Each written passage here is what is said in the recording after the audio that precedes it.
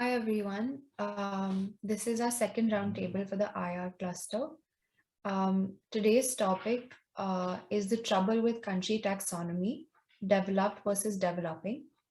I'm going to be the moderator for today alongside Sagra, and she'll give you the short summary before we begin.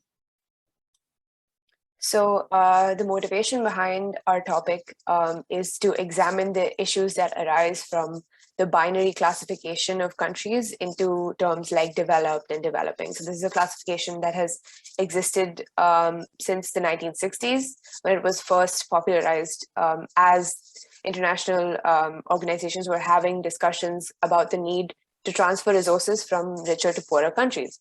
But if we put that in the current context, we can see that countries have progressed much faster than expected, given these titles that they were given almost more than 60 years ago. So this begs the question of whether such a classification is still relevant in the current context, and what kind of challenges it poses for the advancement of these countries, regardless of their economic development. So for our discussion today, we have Hemang, Nachiket, and Aditi, and we will be taking the discussion forward today. So over to Tanvi for our first question. So I personally think that the history of naming is a very interesting area to explore, regardless of whichever discipline you're looking at. And like Sagara rightly pointed out, what is the context of developed versus developing, and is the context still existing today? So in order to explore the history of these terms and the potential terms, how they have come to be used and how they could change over time, and how particularly economic are these terms, because they, by their very definition, are based on the GDP or the gross national income. So why does this nomenclature matter today, and does it matter today?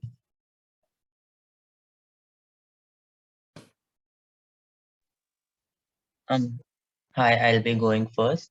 I think it's still quite relevant to classify nations into different groups, as it helps us better understand the social and economic status when compared with other nations. Some people argue that it's better to that in today's world it's better to study nations individually and subjectively, and it may help in a better understanding of the individual nation. However, it would make comparisons with other countries much more complex. So simply for analysis and comparison purposes, it is still very much significant to divide nations into different groups based on similar characteristics. I think that's an interesting take. Would anyone like to counter it or come up with something which is different from what Hemang has said? Yeah, so I understand that it is very relevant for classification, as it does the job easier for, economists or funders or international organizations when they see how the fund is going to be allocated around the world. But I think it's important to understand the history, like where these terms are coming from.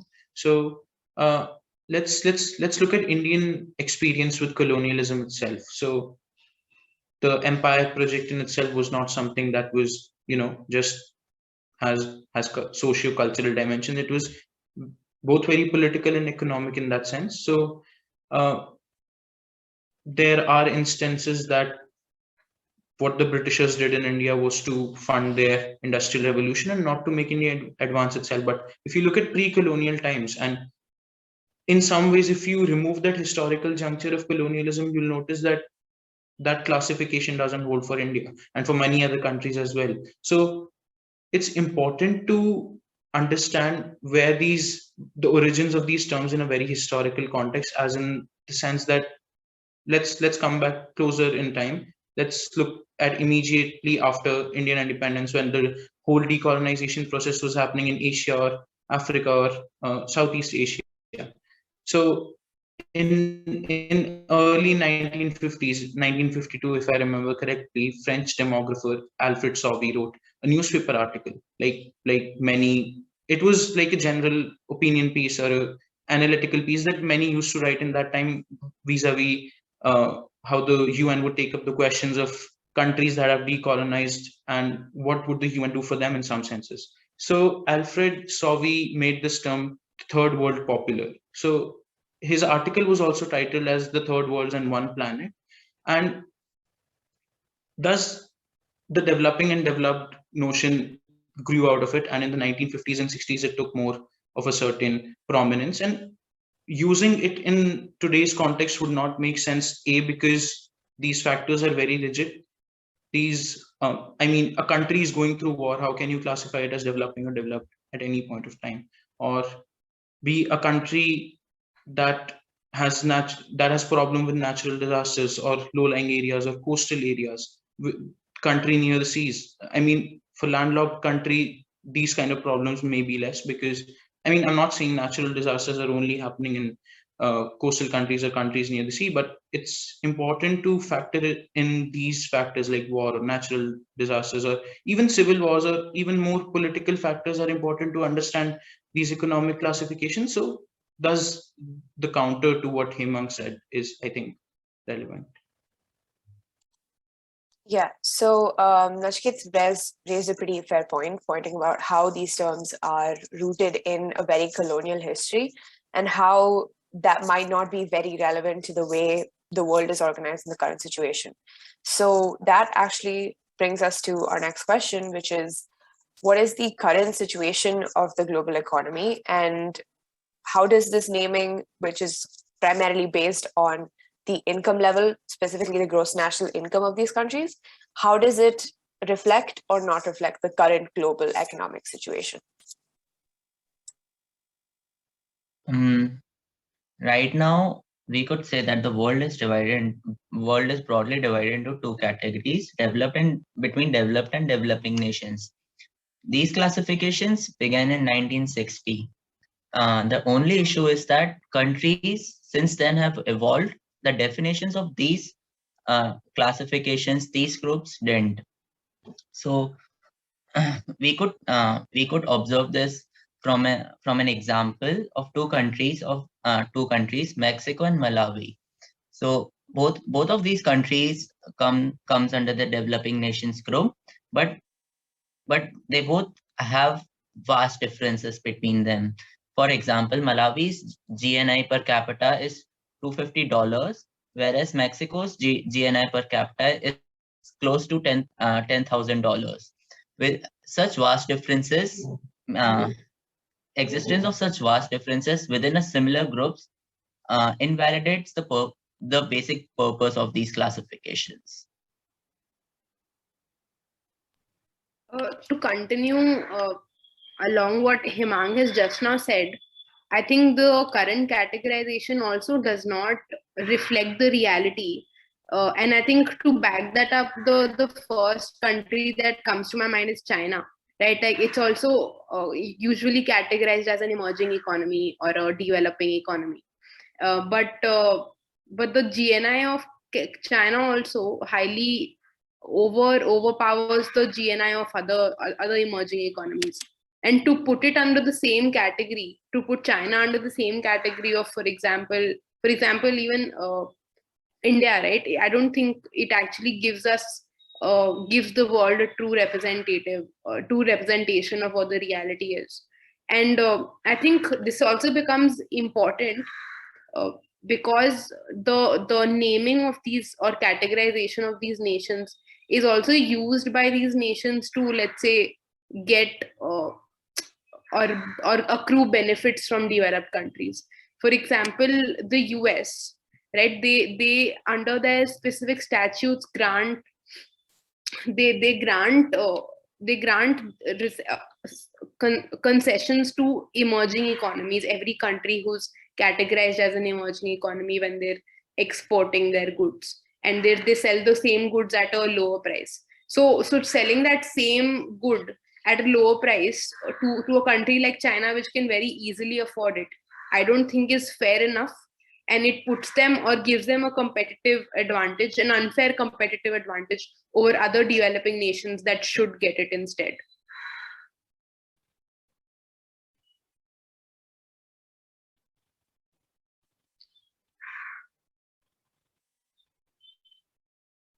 Yeah, I think the question really comes down to whether there is a binary, whether developed and developing are still a categorization which can be reflected.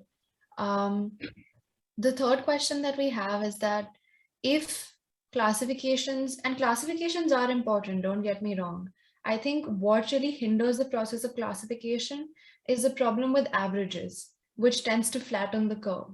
But how do we realistically paint a picture where we are able to gather more accurate data? And if economic indicators are what these terms are based on, is there a way to employ a more accurate nomenclature? Personally, I believe it's tough to decide if there's a better, more accurate way uh, or a more accurate indicator on which we could decide on such classifications. Because when we talk about how developed a nation is, many factors, not just the economic or the income factors, a lot of other social factors like healthcare situations, fertility, and child mortality rate. There are a lot of factors which come in play here, which is why in today's world there, there are many different institutions employ different means of classifications.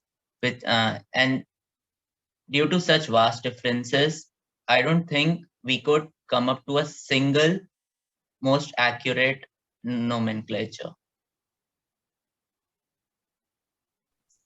I think to come up to answer this question as to whether there's a more accurate nomenclature or not, there is this theory about naming countries such as core countries, then countries such as periphery countries, and the other countries as semi-periphery countries. Right now, this again in itself is a very debatable topic, or like it's debatable as to whether we should use this terminology or not.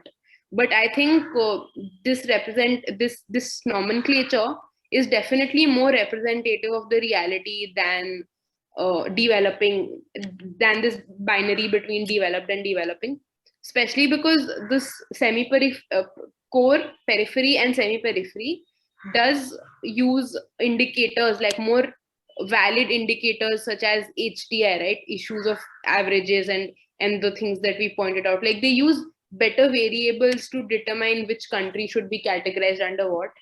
And I think like there's no straitjacket answer to whether there's a better nomenclature or not, or more accurate nomenclature for categorizing countries or not. But there are definitely better alternatives than this binary between developed and developing. Adding to that, sorry. oh Yeah, just to I guess shine some light on the discussion as to why we're specifically using like this economic indicator instead of something like HDI, which Aditi mentioned. One major issue for that is actually just data issues. A lot of countries, especially those that are classified currently in the middle or lower income, don't have a lot of great sources for reporting things like their human development indicators. So if we were to shift to those kind of economic indicators, it would just be a lot more difficult to actually measure, especially in the countries where it is most important to measure something like the human development of that nation. So that is what makes it so difficult to make a cross-country comparison on those kind of economic indicators. But if you think about something like gross national income, that's something that pretty much every country has to report as part of their regular the functioning of the economy.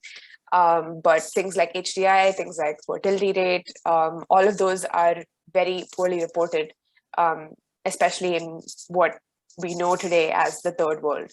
So while the current categorization based on income alone is obviously problematic, it also has this added advantage of being something that is fairly accurately measured across all nations, which then makes it easier to compare. But of course, there's better ways to go about it. Nachiket, yeah. Yeah, and one more point about gross national income that I feel is important is though it helps in classifying it, there's no doubt to it. But I think you cannot really, if you look at how GNI categorizes, or we look at how GNI categorizes the less lesser economies or lesser income countries, we see that most of these countries are relying on subsistence modes of production.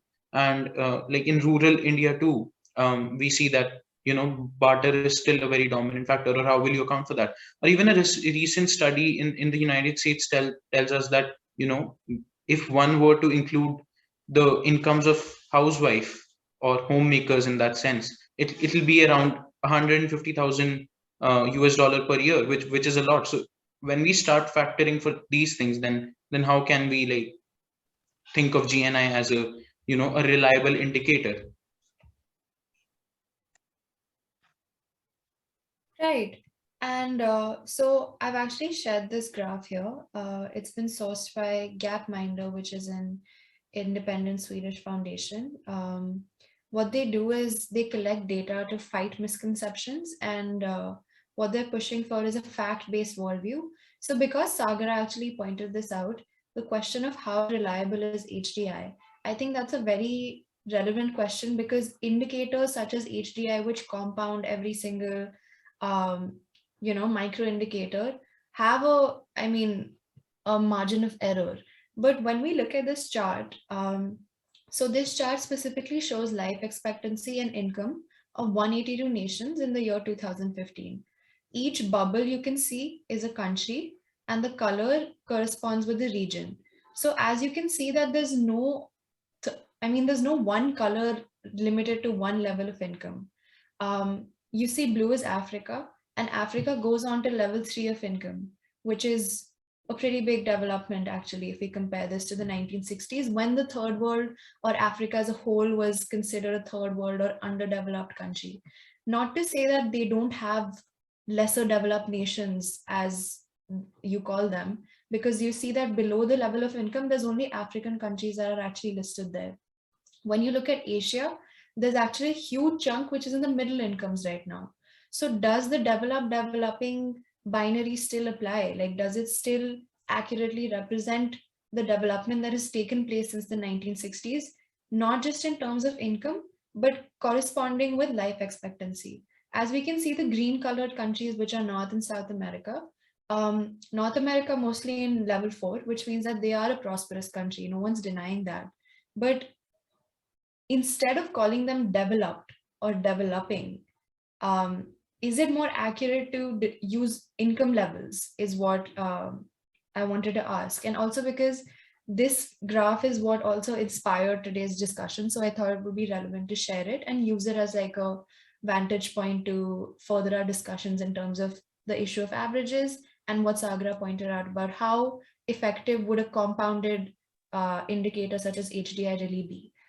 Hemang? So answering to Tanvi's question, yes, income-based classifications are more accurate than when we take into consideration other social factors. Other than that, there's another benefit to income-based classifications. It's not just about the accuracy, it's about mobility and flexibility for nations as well. Since we can more accurately collect data on income basis, nations have this flexibility to move between classifications. So, for example, a country who's been performing poorly in past, if it starts experiencing economies of scale, it can actually move up the social ladder and move into the different categorization of like middle income nations or to even high earning nations. So that's why I believe this flexibility in particular plays an important role in the classifications, and that's why income-based segregations are more accurate and, to be honest, most used classifications as of now. So now that we've addressed the issues that come from using income as a basis of classification, but also understanding why it is so prevalent, I think we can move on to what impact this kind of classification has on the world as a whole. So one major place where such classifications come into play is when you're defining some kind of global goal. So whether it is climate agreements or even agreements that are based on trade, you kind of rely on the classification of countries to determine the terms of these agreements. So what do you think would be what are some of the limitations of the existing classifications that we have? And what are some of the benefits? And you can give some examples that you can think of. Nachiket. Yeah, so I think the problem with these classifications is that when we define a goal, as you said, let's take for instance poverty, right?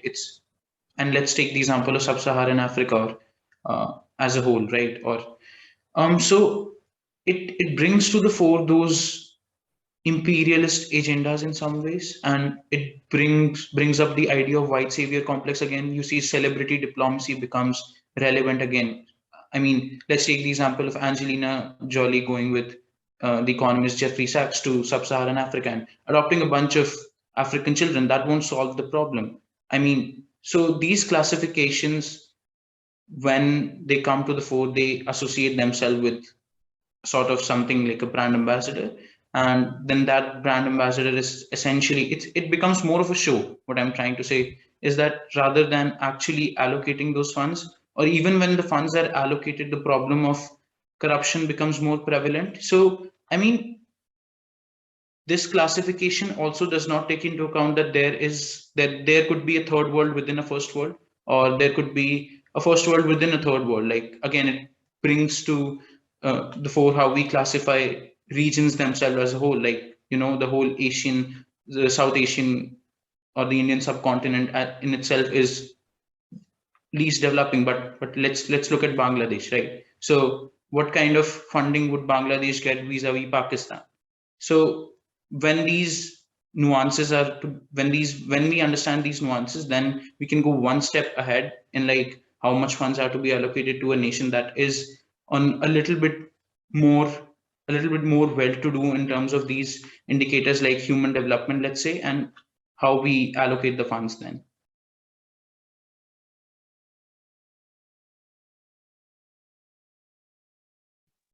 I actually find that quite interesting because the performative aspect of it that Nachiket rightly pointed out is quite prevalent, even with Afghanistan, so many aid agencies, the United Nations.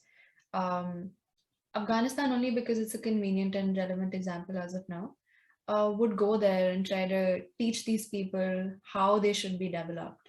And that notion of develop was a very West-centric notion of development as well. So when we look at countries in Southeast Asia, or if we look at East Asia, and we see that governments are traditionally more authoritative than is prevalent in the West.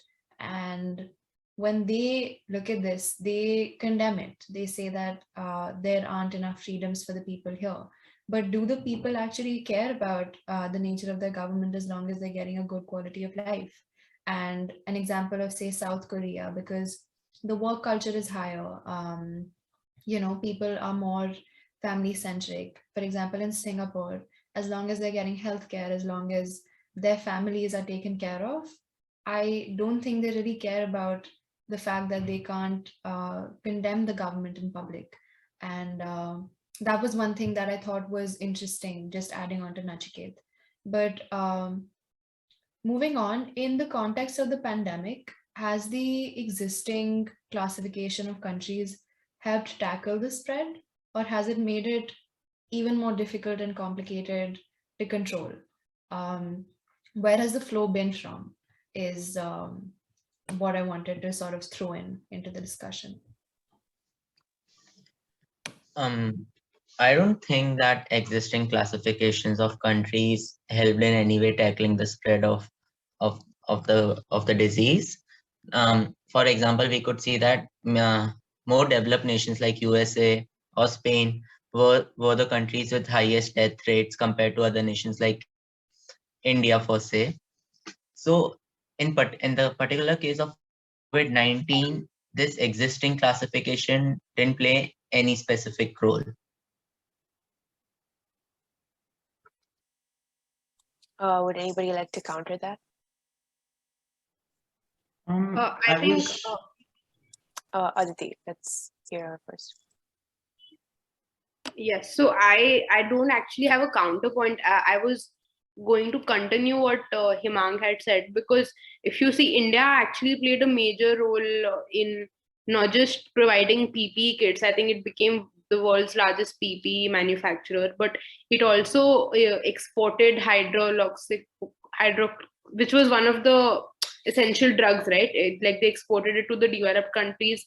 And also, if you look at the role that India has played with respect to vaccine distribution, the India is the largest vaccine manufacturer of the world, and India has not just exported vaccines has not just like used their vaccine production for their own country, but has given vaccines for free to many Southeast Asian nations and other like South African nations, right? So I think there is no flow really from the developed to the developing. Instead, it was actually from the developing to the developed, or not necessarily developing to the developed also, because it was only India playing a major role and not the other countries, right? So I don't think this labeling in any way was this is again in consonance with what we've been saying, that this labeling is in no way representative of the true reality. It's actually this flow. This labeling does not represent where the resources are flowing from, which is also like good enough to, I think that is why it is safe to conclude that it is not this classification is very, very outdated.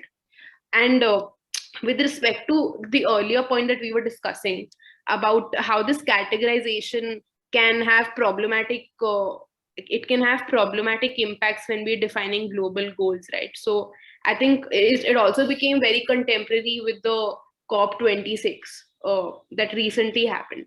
So there was this whole debate about whether the goals set, which should whether the goals should be the same for India and China, and whether the developed countries should have the right to basically is the liability to decrease carbon emissions the same for countries such as India and China as the United States, right? Because we're not taking into account the historical uh, basically we're not taking into account the things that took place in history, where the developed countries have been emitting carbon for the past many years, but the developing economies have only come into the picture in the latest decade or in the latest 2 decades. So this is like this categorization is, I think that was one example where we saw that this categorization again became very, very problematic. And that is why I think we just in general should not use these categories in a compartmentalized in this, like we shouldn't assume it to be a given, but come up with different categories when dealing with different issues in the global economy.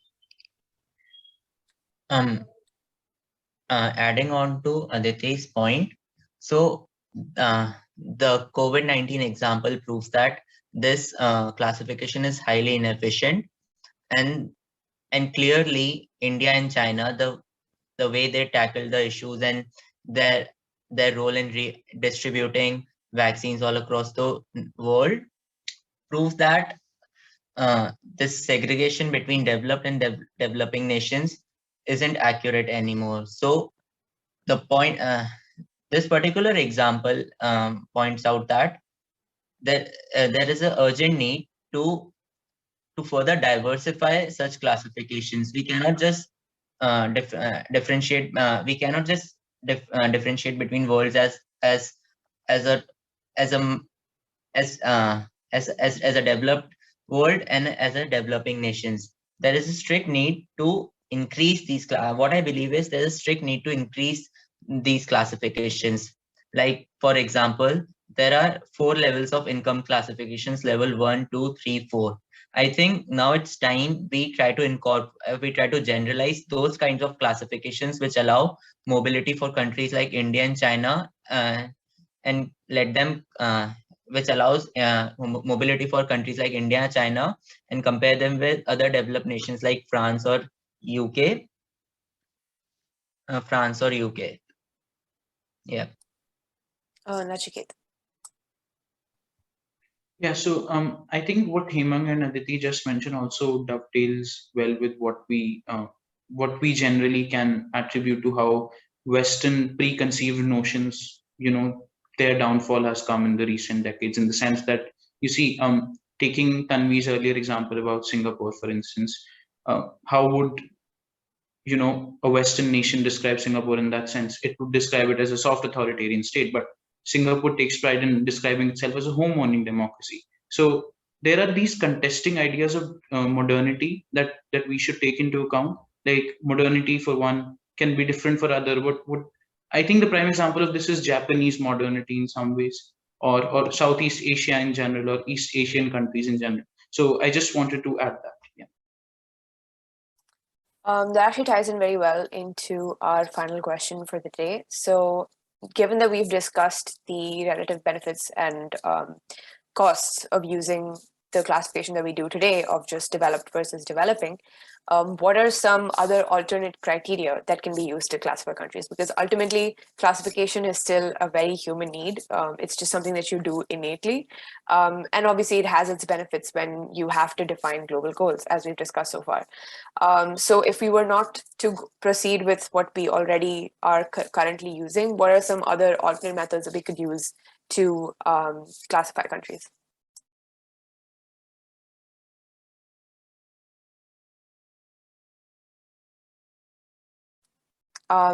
Just to give one or sorry. Yeah, Abhiti, you can go ahead.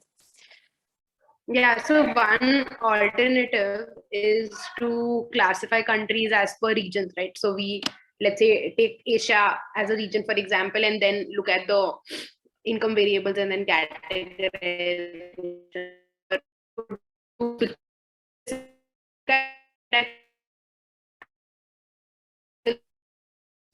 Aditi, you're getting cut off. It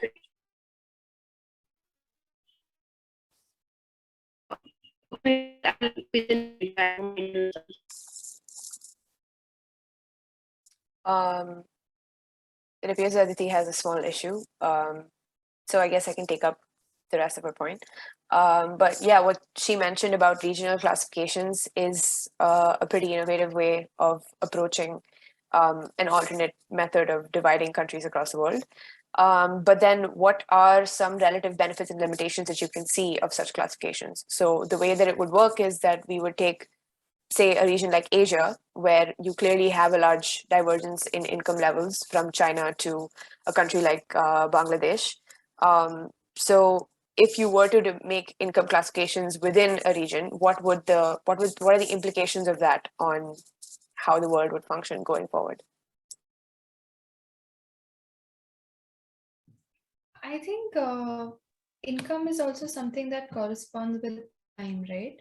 And when we levy in an environmental factor, so I think Nachiket mentioned this, right, about the CO2 emissions, and Aditi mentioned about how COP26 has been relevant. The pandemic as a whole has subverted the importance that we've given to the developing context, because we've clearly seen that higher income countries, their economic growth has stagnated, and developing countries still have that scope to grow right now. But also considering the fact that these countries had their industrial revolutions so early on, it's really no comparison, right? The gap is always going to exist with, say, the first world and the third world, which is why it becomes a intrinsically problematic classification, because the gap will never be caught up with. Intra-regionally, I think income levels per country, even though the issue of averages is something that comes up, I think it's more accurate than a developing notion, because as we see in South Asia, um, India assumes this role of like a regional hegemon. And we saw that during the pandemic as well. And that's because India is able to help smaller countries like Maldives, Bangladesh, Sri Lanka with masks, with vaccines, not just these, in a lot of countries in Africa, Nigeria, Kenya. And to see India take on that role, even though it's not a developed country, is something that makes this question so relevant. Is there really a dichotomy? And why we should really overcome it. And I think that is very well reflected with just this example. So adding on to Tanvi and to answer Sagra's question, any criteria that we would employ would have its own limitations. Like for regional classifications, it would be tough to it would be tough to it would be tough to classify in intra regions nations and all, which is why I believe that I believe that our focus shouldn't be on finding one single accurate classification. Our goal should be to employing all the various kind of classification that exist or that we could come up with and use them to cover up limitations of other classifications. So for example, the income-based classifications, the data for income-based classifications would be more accurate, but won't tell us about the health, won't accurately tell us about the healthcare and situations. So in this case, even with the regional classifications, there is a need to employ not just one but various kinds of classifications. So all the countries should be divided on the basis of their incomes as well as basis on their HDIs, and relative to the study, like for say if we are comparing the healthcare status, in that case it's important to consider the classifications based on HDI instead of income. So yeah, that's my point. All kinds of classifications are necessary because they help in covering limitations that that other classifications has. Nachiket.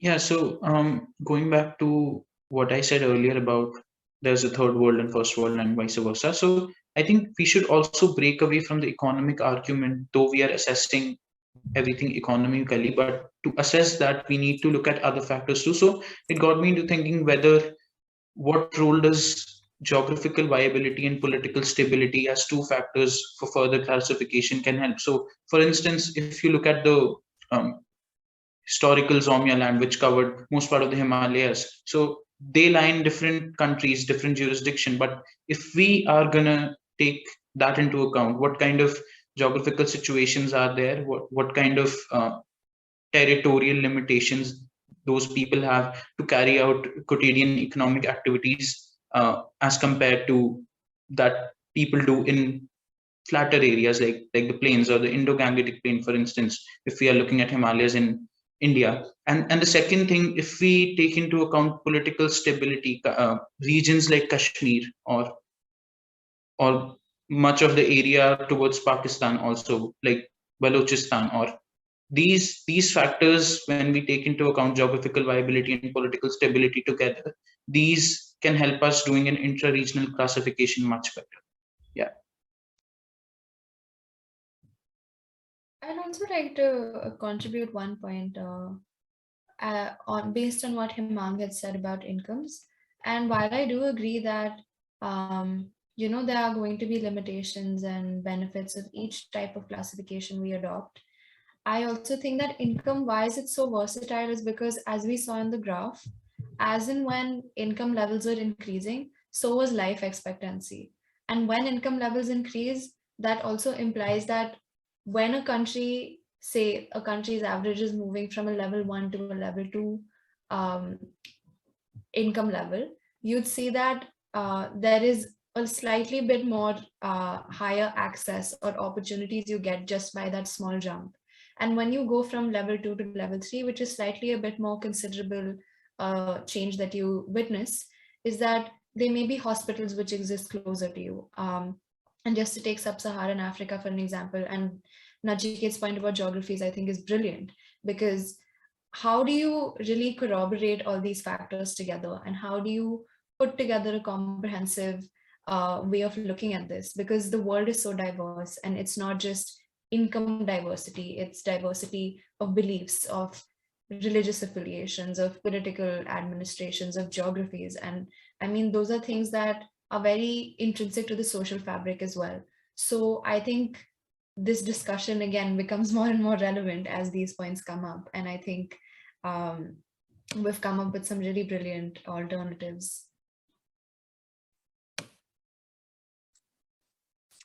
Just to, I guess, combine all the points we've discussed so far, it is definitely very clear that we do need a wide range of criteria more than just a single one based on income or based on a region. Because ultimately, in the way that the world works today, we've come so far from where we were in the 1960s that it simply is not possible to sum up even a single nation using a single number. Because diversity is not just something that we can see across countries or across regions, but also within a country. So you can't term a country like India as developed or developing because of the sheer diversity of its own people and of its own economic factors. And the same for any other country, whether it's Africa, which is more like a traditional third world region, or even the US, which you would consider as a black and white, clearly developed country. But even they have their own indicators that show that they are also lagging behind, while more traditionally developing countries may have done better than them on many cases. So that brings us to the end of our discussion. Thank you so much, everyone, for contributing, and we hope you guys enjoyed listening to our discussion. Thank you.